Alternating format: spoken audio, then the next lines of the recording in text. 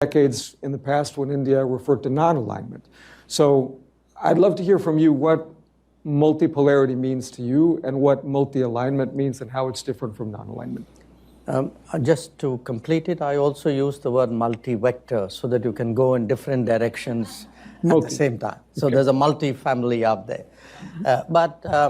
Look, if you stop and think about it, it's actually common sense. I was in the UN for the UNGA last week. And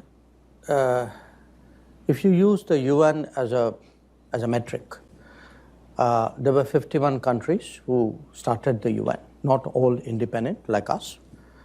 There are 193.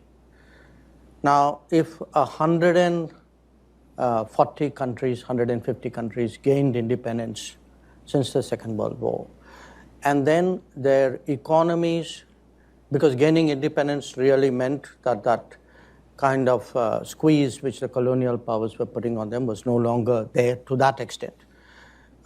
Once they started their own production, their own consumption, their own economic growth, then it's only a matter of time before all of this starts to play into a redistribution of where economic activity is in the world.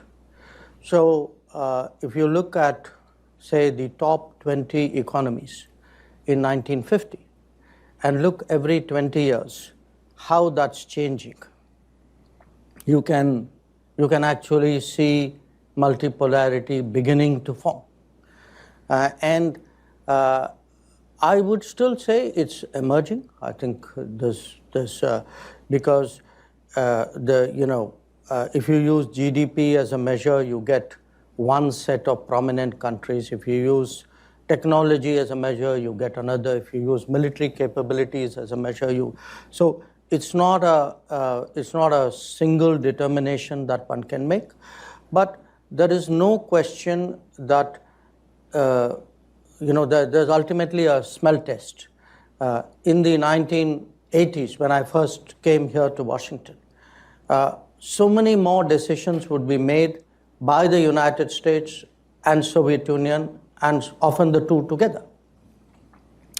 In the 1990s, I'd say late 90s, perhaps, so many more decisions were made by the United States alone.